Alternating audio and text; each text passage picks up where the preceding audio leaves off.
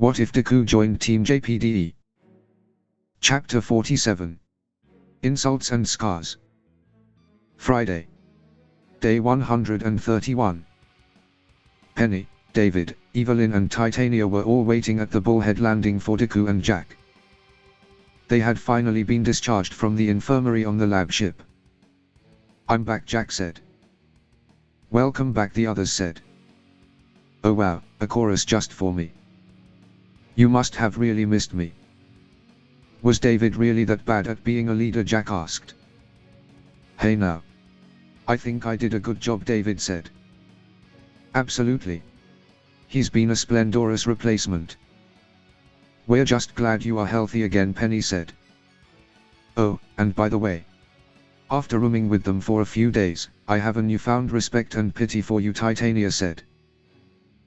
Don't remind me. Hopefully Professor Polendina's new earplugs work as intended." "The four of you better not be so loud," Jack said. "No promises, Penny," David and Evelyn said. "Hey, where's Izuku?" Titania asked. The others then realized that Deku wasn't there. "Hey, where's my cinnamon roll hunky?" Evelyn asked. "He's still getting changed.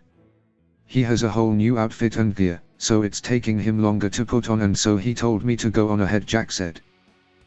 "Oh. I'm so intrigued. I can't wait to see it," Penny said. "Me too," David said. Continuing with the topic of new. "You're looking good there, Evelyn," Jack said. "Thanks, Jack. It's good to have you back," Evelyn said. "Same. But is that all you have to say?" Jack asked. "I'm sorry, Jack. For everything," Evelyn said. "I'm sorry, too. For everything," Jack said. "Well, I'm sure you kowtowed to the others enough. Once Izuku arrives, we're going to eat. I'm famished. Also, I'd have you update me on everything, partner," Jack said. "Right," David said. A ship then began to land. "Speaking of the devil, here he comes," Titania said. "I can't wait to see his new outfit." "Jack, how much did you see?" Evelyn asked. "Not much. He had only just put his jumpsuit on by the time I was changed," Jack said. David said. "What is it, David?" Jack asked. "It's just I didn't think you were a peeping Tom," David said. Jack's face flushed red. Jack said. "Pervert," Evelyn said. The ship then landed. "I'll play the drum roll," Penny said. Penny began to play a drum roll. Deku then stepped out of the ship. "What's with the drum roll?" Deku asked, stepping off the ship.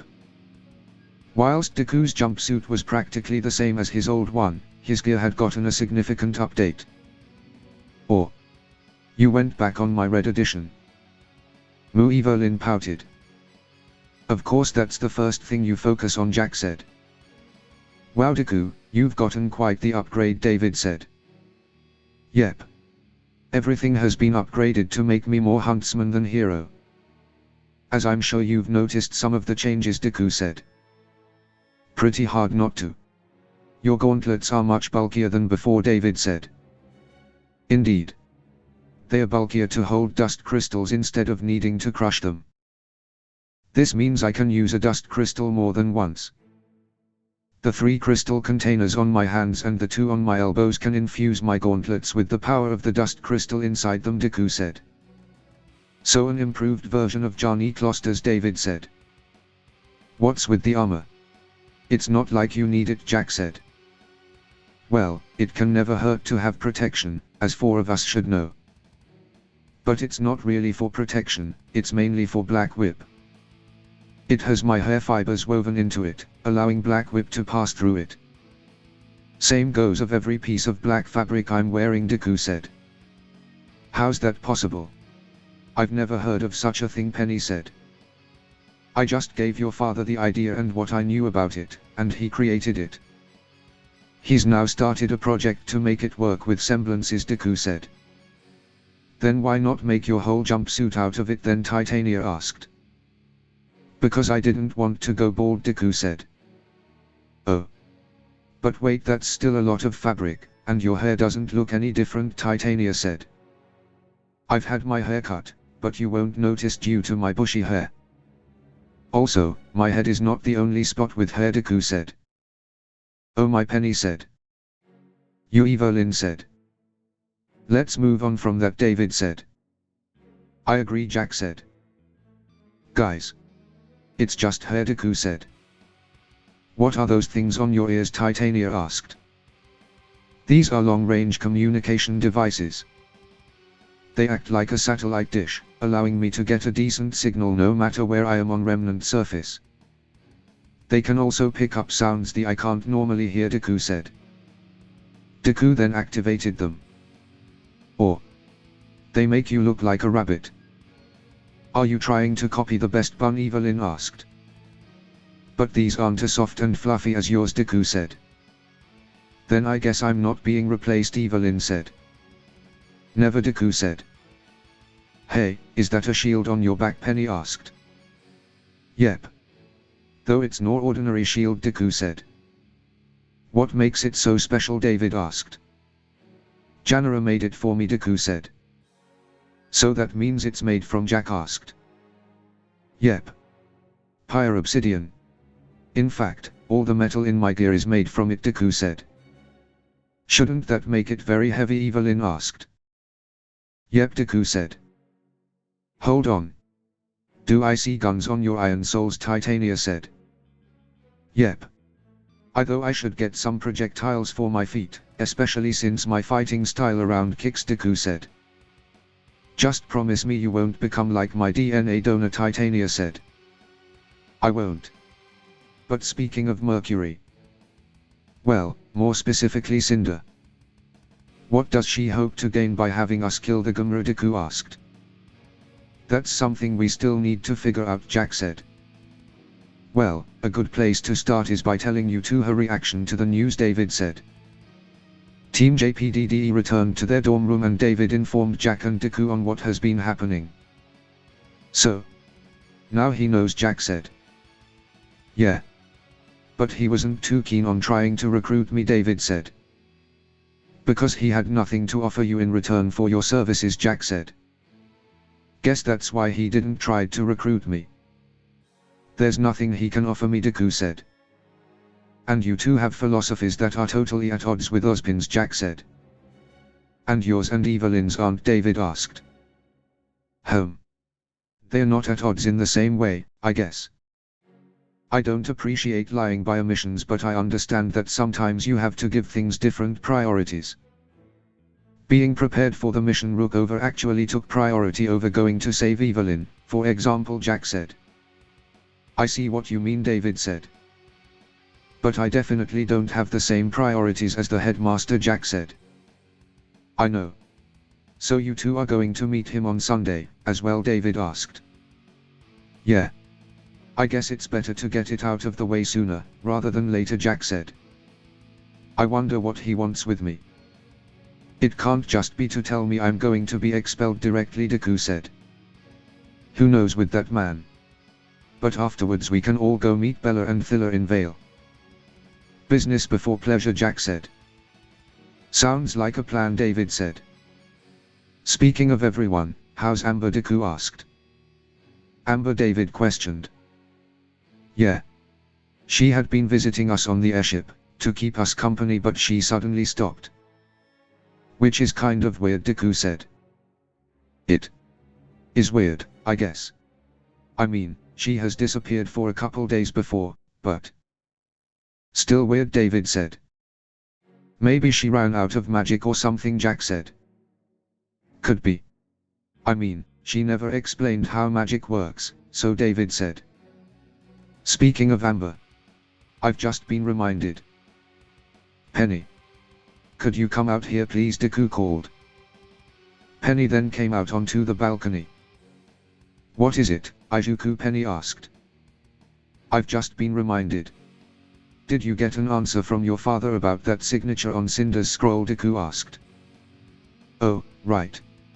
Indeed, I did, but Penny said. But what, David asked. Papa was shocked when I told him about the signature. He told me he knew of one person that could hack scrolls and had that signature, Penny said. What's their name? Jack asked. Arthur Watts, but the thing is, he died a few years ago, Penny said. So we're back to square one, David said.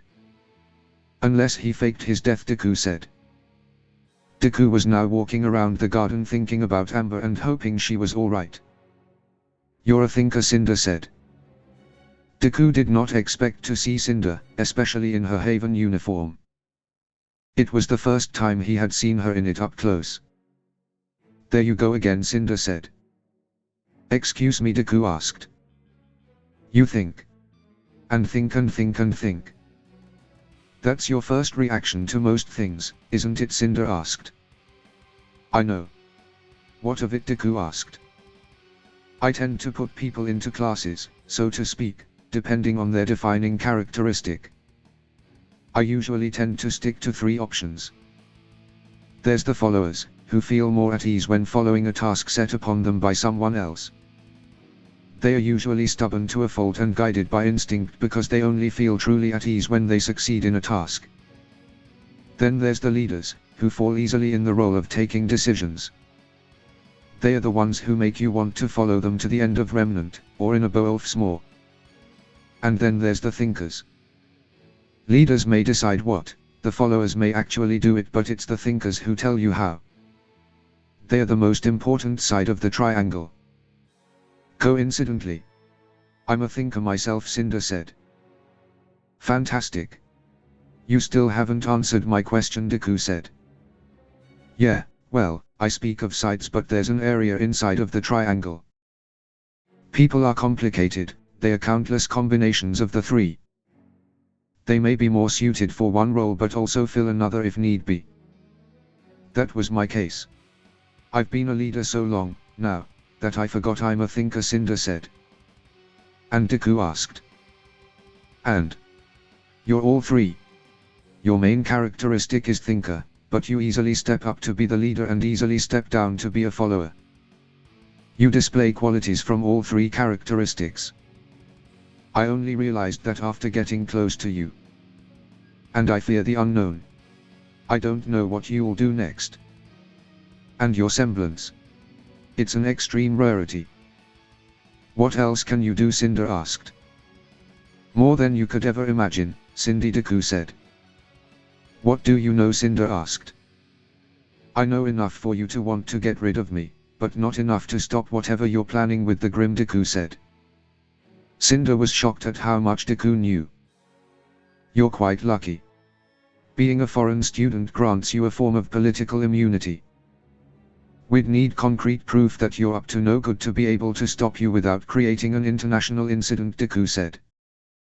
You have no idea what you're dealing with, here, Cinder said. Oh, I have a pretty good idea. I'm dealing with someone who wants to uproot society and create chaos. I'm familiar with this already, Deku said. You're not lying. Just what sort of a life do you have? Cinder asked. That's for me to know and for you to find out. Though I'll tell you, it's out of this world, Deku said. Don't give me that cheek, Ijuku, Cinder said. Or you'll kill me. Go ahead and try. This entire operation of yours thrives on secrecy. You'd have to kill my team all at once. And then there's the people you don't know about. So this is my warning to you. Don't try anything, or you'll regret it, Deku said. Deku and Cinder then stared into each other's eyes. Deku then turned away from Cinder and walked off. He turned his back on me, Cinder thought. Deku had decided to finally take Neon out to the club. Neon told Deku that she would meet him at Junior's. Hey, Neon, Deku said. Hey, Deku. Glad you could join the party, Neon said. Oh, sorry. Have I been making you wait longer? Deku asked. Nah. It's alright. You said you've been quite busy. I've just been here for at least 20 hours, Neon said. Deku gave Neon a serious look. Of 5 minutes. One of the two, Neon said. That's a big spectrum of options you glossed over there, Deku said. Maybe a little. Now, come on, let's go. I haven't been in a club forever, Neon said. Neon then entered the club. Wait, what? Deku asked. Deku then followed Neon into the club. Didn't you say that going dancing is, like, one of your favorite things? Deku asked. I may have mentioned something to that effect, yes, Neon said. Then, how come you haven't been to a dance floor in a while? Deku asked. Good question. If you're able to keep up with me, I might even be inclined to answer, Neon said. Okay then. But the moment you step on my feet even once, I'm out of here, Deku said. I'm oddly specific, but, okay, Neon said. Neon and Deku then started dancing. Man, you have a lot of energy. Though I'm not surprised you do have a rabbit faunus girlfriend, Neon said. I did not do stamina training to handle Evelyn, Deku said. Whatever you say. Your dance moves could use some work, you know, Neon said. I know I'm not good at dancing. You don't need to tell me. It's really embarrassing, Deku said. Or, don't give up now, you've almost reached level 3, Neon said. Since when was this a video game? Deku asked. I don't expect just anyone to be able to keep up with me forever. Since you've reached level 2, I'll give you an answer, but not the whole cake, Neon said. Good enough for me. So, how come you haven't been to a club in a while? You've also been busy, Deku asked. Yes. But also, in the academy it's kind of frowned upon, Neon said. It is? Deku asked. You don't know much about Atlas, do you? Neon asked. Sorry, no, I can only guess from what I see from Atalceans in Vale, Deku said. Alright. Well, long story short, there's kind of a aristocracy. The members of it are the top business owners and families whose entire purpose seems to be producing people for the military. Getting into the Atlas Military Academy for someone not of that breed was impossible once, now it's still very rare. Even more so if you're a faunus, Neon said. I see, Deku said. And a person like that, with no special family behind her, getting selected for representing Atlas at the Vital Festival. Absolutely unprecedented, Neon said. So you had to behave while the selection process was happening? Deku asked. Yep. But now I'm already here, so all bets are off. As long as I bring results, the general won't be able to say anything to me. So now I can party, Neon said. I see. Glad to hear it. But don't think I'll go easy on you if we face off during the tournament, Deku said. You better not. I want to prove to the general that I can do it through my own means, Neon said. Then the best of luck to you, Deku said, holding his hand out. The same for you, Neon said, shaking his hand. Neon then dragged Deku back onto the dance floor. Come on now, I'm still not tired. We're going long into the night, Neon said. Whilst dancing, Neon's tail brushed up against a drunk partygoer. Hey there, beautiful, would you like to go to the VIP room for some fun? The drunk partygoer asked. Not interested, Neon said. What? But your tail brushed up against me. I'd listen to her, the drunk partygoer said. Deku thought it was weird that Neon wasn't getting physical with the guy to get him off her. But then he realized that if she did, she could be thrown out as well and be banned. Deku also knew that if he got physical with him, she could still be thrown out. There was only one thing he could do. I swear to both the brothers, if you don't get out of my face right now, Neon said. Oh, don't be like that. You're in a club, why else would you come to a club? The drunk partygoer asked. For dancing, maybe, Neon said. Well, that's dumb, the drunk partygoer said. Ah, that's it. Neon said. Does your family have a history of suffering from genetic hearing impairment? Deku asked. How? What? The drunk partygoer questioned. I'm not one to judge people based on their race, gender or disabilities. But from what I can see, your hearing is perfectly fine, but you're acting like you have the ears of a cephalopod. And considering what you want to do with her, a cephalopod perfectly describes you and your slimy hands, Deku said. What the partygoer questioned. For fuck's sake, you're dumber than a lemming. You're drunk, you pervert, my girl, get lost, or I'll turn you into calamari, Deku said. What? She's with you, the partygoer asked. Duh. Who do you think she was dancing with when her tail brushed up against you, Deku asked. Why didn't she say so, the partygoer asked. 'Cause it doesn't matter. A girl isn't supposed to tell you she's got a boyfriend to justify wanting to be left alone.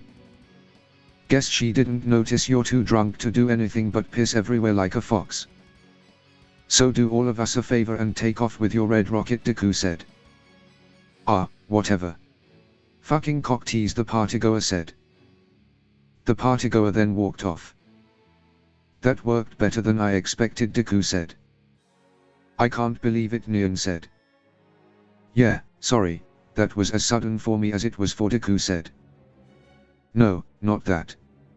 The insults, Neon said. Excuse me, Deku asked. That was amazing. It was creative. Witty. Quick. I loved it. Where the hell was that while we were training, Neon asked. I really don't know. Honestly, I thought I would just confuse him and make him go away. I never intended for my insults to actually make sense, Deku said. Interesting. Very, very interesting. I think I know why you sucked during practice, Neon said. You do, Deku asked. I like to think about, review and practice my insults. That's my way of trash talking. You instead need to be in the moment. You can't fake insults because you need some kind of emotional component to get into the mood for it.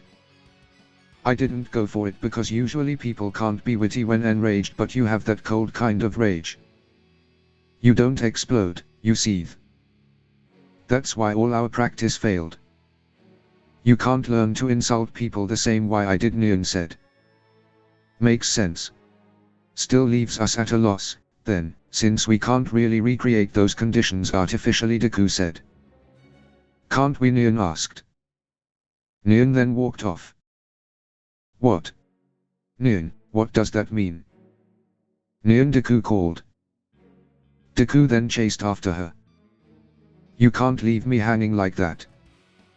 What are you planning, Deku asked. Oh, wouldn't you like to know, Neon said. I would very much like to know what you have planned, Deku said. Let's just say we're going to be spending more time together and getting closer than before, Neon said. Neon then got up close to Deku and wrapped her tail around his arm. Neon. What are you doing, Deku asked. I said we'd be getting closer, and I only use my tail on those who I like, Neon said. I see, Deku said. Now, let's go back. That guy kind of ruined my night, Neon said. Alright. Mind letting go of me, Deku asked.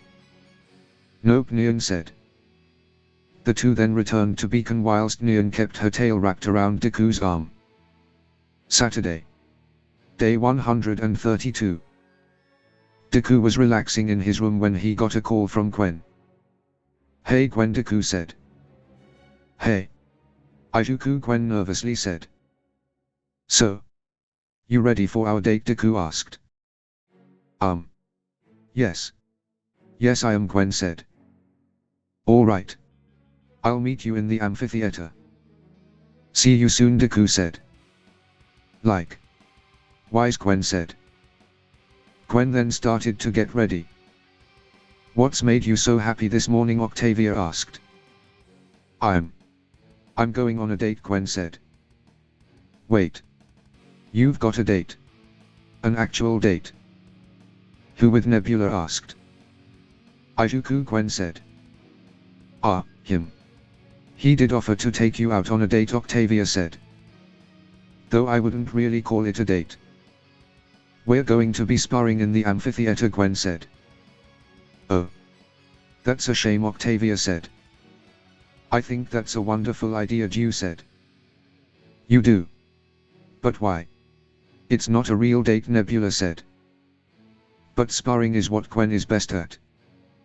She may be a nervous wreck when it comes to boys, but when she's fighting all of that disappears, Dew said.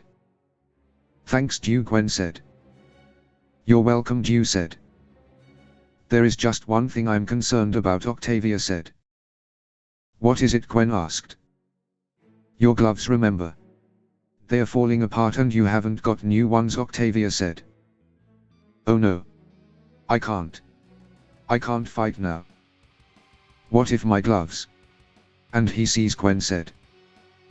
Well, you can't cancel now. That would be very rude, Nebula said. But Gwen said. Gwen, you're not going to get a boyfriend if you shy away at every turn. You need to stand your ground.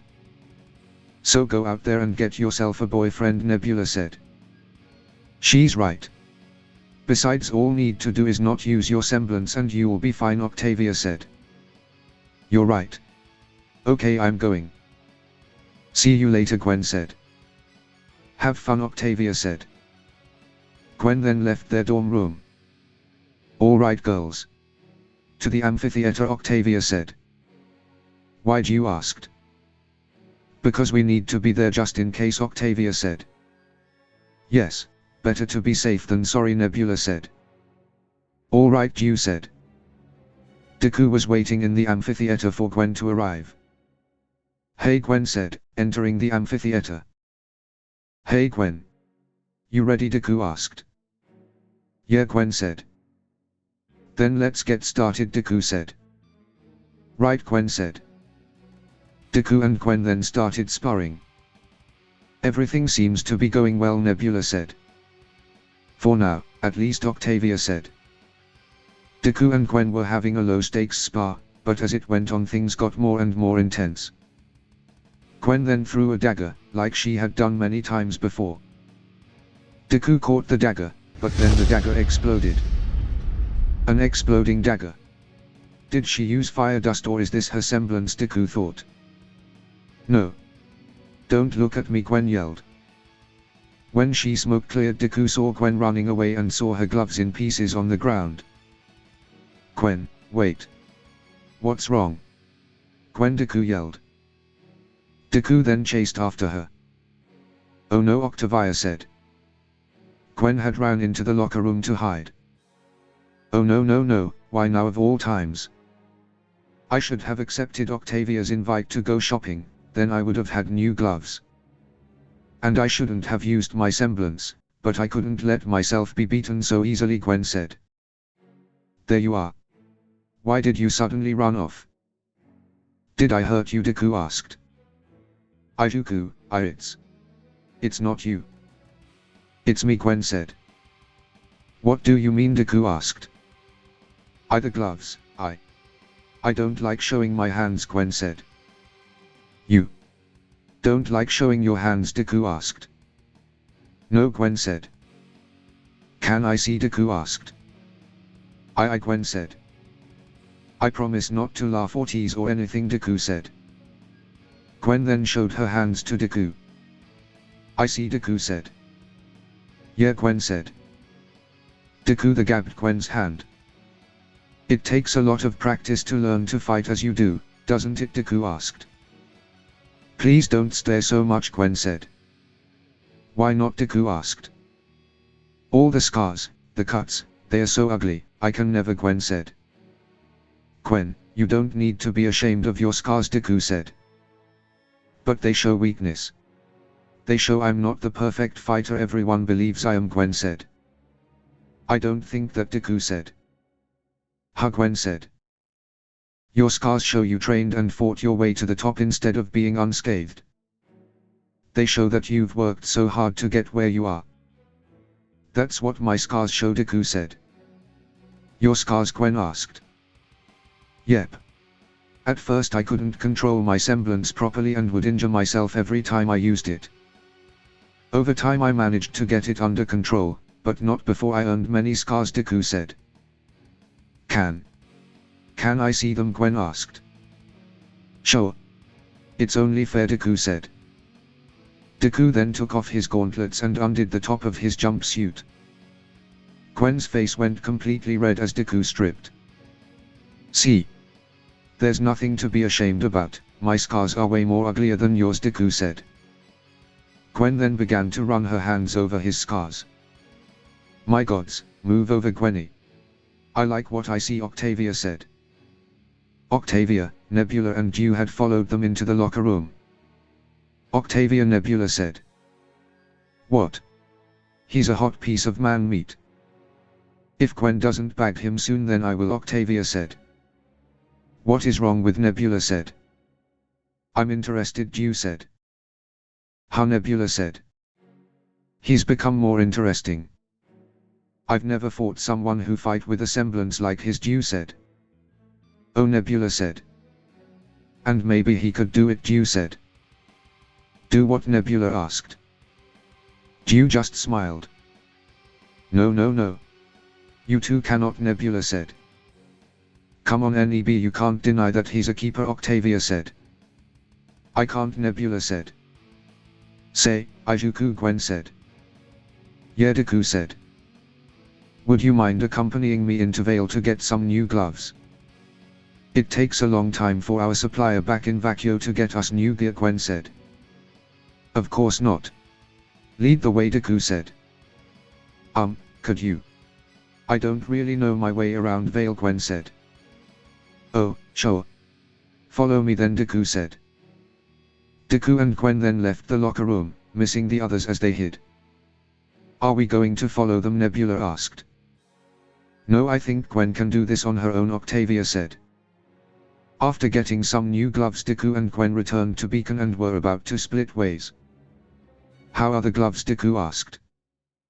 They're not as good as my old ones, but they'll do until new pairs arrive, Gwen said. That's good to hear, Deku said. Thanks again for accompanying me, Gwen said. No problem, if you ever need my help again, just give me a call, Deku said. I will, Gwen said. Now I think we should return to our dorms, Miss Goodwitch doesn't take too kindly to students breaking curfew, Deku said. Right, Gwen said. Good night, Gwen, Deku said. Deku then kissed Gwen on the cheek, causing Gwen to blush heavily.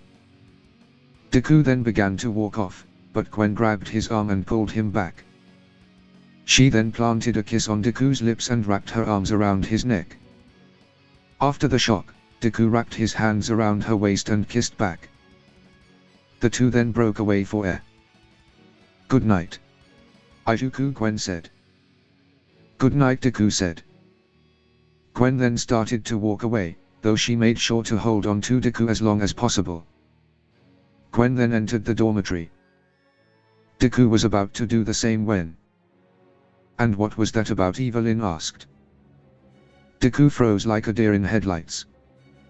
Above him was Evelyn, who was on their team's balcony. I can explain, Deku said. End of chapter 47.